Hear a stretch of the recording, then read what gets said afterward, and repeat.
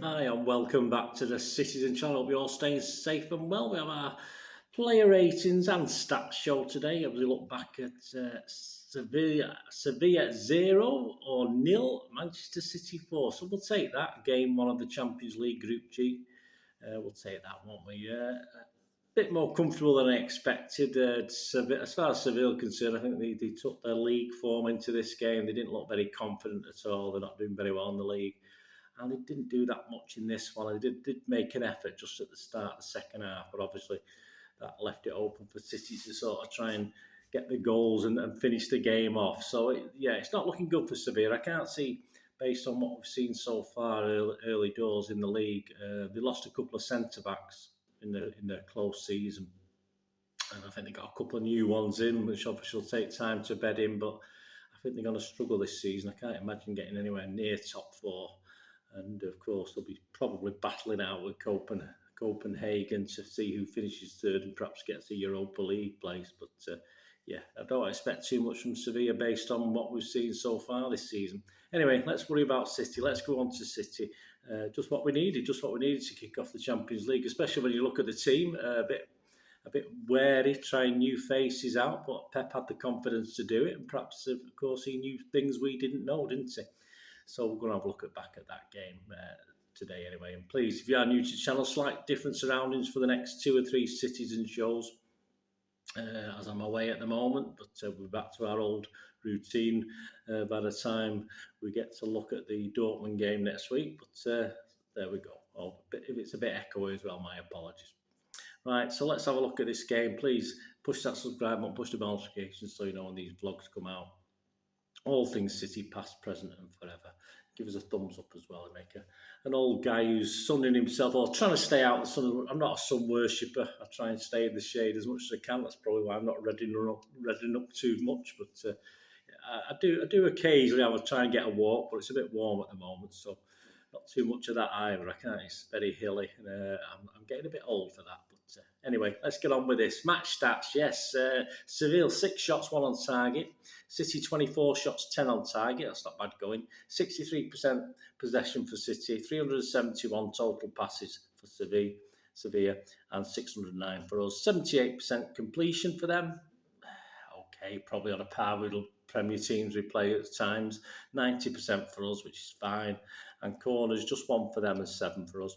The XG philosophy, my thanks to @XG Philosophy. Sevilla 0.33 and City 4.07. That's not bad, is it? That's the highest I think we've got so far this season. That's a good thing. As I say, I'm still a bit confused as to what use it is, but hey, it's interesting. It's a start, isn't it? And the team, I only got 7, but it's no surprise with the debuts and stuff, isn't it? And a couple of injuries and a couple of minor niggles, of course. I only got 7 for this, but I'll take it on the chin. Not my best performance. So the team: Edison, Cancelo, Akanji, Diaz, Gomez, Rodrick, Bernardo, KDB, Foden, Grealish, and Mahrez. Yeah, I mean, just that forward line just fooled me a little bit. But Pep knew what he was doing. I thought he might stink Mahrez in. He likes to play him in the Champions Leagues. Subs are interesting. Ortega and Carson, which we have both keepers, don't we? Phillips was nice to see. Ake, who I think possibly rest. I think he might have played last night, but I think he's being rested to come back for the Tottenham game this weekend. Gundogan, Alvarez. Surprised Alvarez didn't get started in this one, but hey, Pep's the manager. He knows best. Mahrez. Sorry, not Mahrez. Is it Mahrez was playing, wasn't it? I don't know why I put Mahrez. Palmer, Lewis, and Wilson Esbran. Forgive me. It's the sun. It's getting to me. Right, the ratings. Simon Pekowski was in charge of the Manchester Evening News, and yours truly in charge of this. I assume it's Simon Pekowski. I'll have to have a relook, guys. I did it late last night over here. It was midnight by the time I got doing this. So in this part of the world, so I think it's Simon Pekowski. If it's Joe Bray or somebody, I'll stick it up there anyway. And right, here we go. So we'll start with Edison. I'll give his feelings first, and then I'll carry on with mine. The most trouble the City goalkeeper Edison had was the endless noise behind him in the first half from Sevilla fans. Some good sweeping when needed. So give him a 6. I'll be honest with you, I give him a 5.5, only because of that stupid throw out. I mean, I know there has to be a certain a certain distance between the opposing player and the keeper these days. But his awareness of what's going around him, I'm sorry, even though he got it as a foul, I mean, for me, it was a goal for them. I just thought it was poor that Edison wasn't aware that the guy was behind him. I have no idea what he's doing.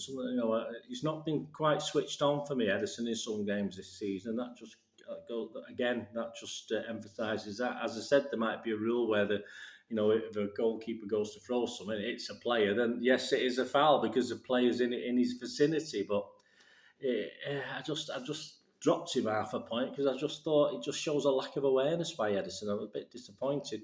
Cancelo linked well with Kevin De Bruyne and Phil Foden on the profitable right side, where he was restored after Kyle Walker's injury. Performance that showed he's still better on the right, despite being City's first choice left back. I don't think he's ever shown that before. To me, Cancelo's always been far more comfortable on the left-hand side. He's not done that well on the right. So yeah, I thought he played very well. I thought that this is one of his rare occasions where he has played well as a right back. I think previously he hasn't, so I don't totally agree with that comment. They give him M.E.N's give him a 6. I'll give him a 7. I thought he played very, very. As I said, I was quite impressed. A couple of assists as well, wasn't there? So I'm going to give him a 7 to the M.E.N 6. Ruben Diaz, the M.E.N, and Simon or Joe, whoever it is, said a good run into Seville half that almost created a shooting chance and completed the route with a rare goal. Solid in a new look back line. Yeah. Say Akanji didn't have to rely on him too much. Diaz just let him get on with it, and he did a good enough job. And again, at main times, you think Akanji was the lead centre back, if you like, who had the more experience. But no, solid from Ruben. He's given M.E.N's given a 7. I've given him a 7 as well. I thought he's not been great this season, but I thought that was one of his better performances. And to top it off with a goal was brilliant. Manuel Akanji, yes. M.E.N says the debutant was calm with the ball and saved City with 2 or 3 great interceptions. He should fit seamlessly into this side on this showing and looks a bargain already at 15 million. Well, he certainly does. I remember some other gentleman called Mangala having a fantastic debut game or playing against like Chelsea and having a fantastic game and looking the B's and E's, didn't he? And this guy looked comfortable last night. M.E.N's given a 7. I give him a 7, but it'll be very interesting to see him against better opposition. I don't expect him to play against Spurs next, though. Sergio Gomez worked hard, tucking inside, keeping the ball moving, some good footwork, and there should be no problems if he's needed to cover on the left for a few games. Yeah, did okay. Not seamless, but an okay debut. M.E.N's given a 6. I give him a 6. Rodri won everything as usual, he did, and linked well with the forwards. Another game where he was barely noticeable as he hardly put a foot wrong. Yeah, again, I thought it was one of his best performances so far. M.E.N's given a 7. I'll give him a 6.5. Kevin De Bruyne, a constant threat on the right in the first half, culminating a great cross for Haaland to score. Should have scored his big chance and got frustrated at times as others weren't always on his wavelength. Yeah, I missed that. My stream went just at the start of the second half, so I missed literally 2 minutes of the second half, and I saw a highlight of it. Obviously, it showed that, but yeah, perhaps could have done a little bit better. Yeah, his wavelength. Sometimes his wavelength, it's all right. It's all right blaming others, but sometimes KDB just isn't quite right as well. But M.E.N's given him an 8. I've got to give him a 7.5 all over. It was all over again. Fit as a flea. He's in defence, in the middle, up in attack. Yeah, this is great. I mean, you compare him to what it was like carrying that injury at the start, certainly at the start of last season. He's just a bit like a sort of Bernardo character at the moment. He's got that extra Duracell battery off Burnley. Kevin De Bruyne, good performance.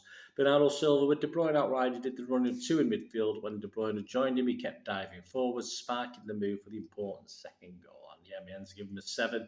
Yeah, I've not quite as... I didn't think it was his greatest performance, but I'll give him a good, busy score of 6.5.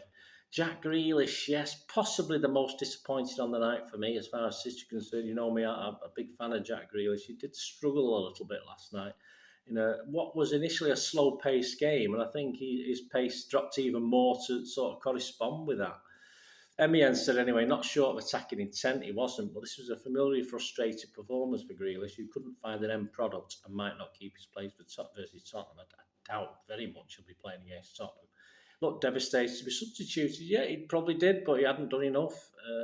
Saying when you don't get much chance in that second half to do anything, it's very frustrating to be pulled off, but he could have easily been pulled off at half time.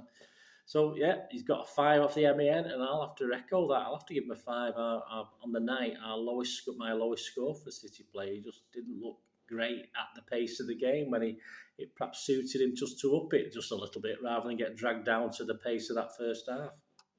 Phil Foden made the first goal with De Bruyne on the right, scored the second brilliantly, and set up the third as his shot was saved for Haaland to snap up. Yeah, M.E.N's given him an 8. I'll give him a 7.5.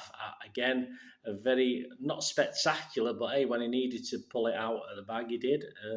Good, very, very good. So I'll give him a 7.5 Phil Foden. And I might surprise you with my man of the match later as well, even though he's only got a 7.5, which is lower than some other players. Erling Haaland, a couple of chances went begging, but that doesn't matter when he's inevitably going to be in the right spot to score 2 on his European debut for City. Yeah, the first City player apparently to score on his league and Europe and Champions League debut. So the first City player ever to score on his league debut and his Champions League debut. We'll take that. 25 and 20 Champions League appearances, we'll take that as well. And he was replaced. Yeah, he definitely would have got his hat-trick. I don't think there's any doubt about that, but we can't be churlish about it. We can't just keep him on to get an hat-trick, can we? Yeah, M.E.N's given him an 8. I give him an 8. Right place, right time. Did what he had to do. And the subs, Gundogan on his 62nd minute had a goal disallowed as Foden was offside. Yeah, a little bit unlucky with that one. It was okay. It was fine. He's got a 6 from M.E.N. He got a 6 from me. He was on for about half an hour, so I'll score him. Alvarez, and 70 minutes. I'm not going to score Alvarez, but it was okay. He took Haaland's spot through the middle. It was lively as ever, says the Manchester Evening News. Give him a 6. I'm not going to score him because he's on for less than half an hour. But again, yeah, no real detriment. Cole Palmer, well, yeah, again, he was on the same sort of time as Alvarez, but he was outstanding. I thought he was brilliant. If we did have to score him, I'd probably give him a 7.5 based on his 30-minute cameo. But so I won't score him particularly, but some nice runs, said the MEN, and a better end product than Grealish. Yeah, I mean, absolutely. You probably stuck him at the start of the game. I think we might have had a few more goals in that first half. Some nice stuff from Cole Palmer. He thoroughly enjoyed himself, I think. Calvin Phillips on at 78. The MEN's given a 6. Not too, you can't really say too much. And Mahrez on at 78. MEN's given a 6. I won't do that. And as I said, the man of the match, even though people scored more, I'm going to give it Foden, even though I only give him 7.5. I will give him City's man of the match. Just before Akanji, I mean, I think Akanji deserved credit for that debut as well. As I said, you can only defend against what you're playing against. It's not his fault the standard of Seville wasn't great at times. So I will give it Foden, very close so between him and Akanji. And of course, he did get a lower score than people like Haaland, but I think overall Foden deserves the man of the match. So it's just one of those weird things in stats that I just thought he was a better player, even though he got a lower score. That's Bernard's way of thinking, which is it's probably the sun getting to me, guys. Forgive me. So there you go. Hope you enjoy that. Let me know what you thought of the game. Let me know what you thought of the match. Your player ratings would be great, or just any that you particularly thought did well or did badly. As I say, a little bit disappointed with Grealish. I'll be back with my Spurs preview, of course. So I'll put that together with the decisions as who will play in that match against Spurs. I can already see certainly 2 or 3 of those players last night won't be playing against Spurs. I'm fairly confident of that. And other players, probably 3 or 4. I'd imagine at least 4 changes. But we'll have a look at that before the Spurs preview, which should be out sometime on Friday from here in sunny roads in Greece. So we'll try and put that together. I'll say drag myself away from the sunbed then, but as I said, it's not my cup of tea. But as I say, it'll drag me away from the balcony or somewhere anyway, and having a beer. Anyway, thanks for watching, guys. Please, until we meet again, that's one thing, please stay safe, Blues. Come on, City. Bye for now.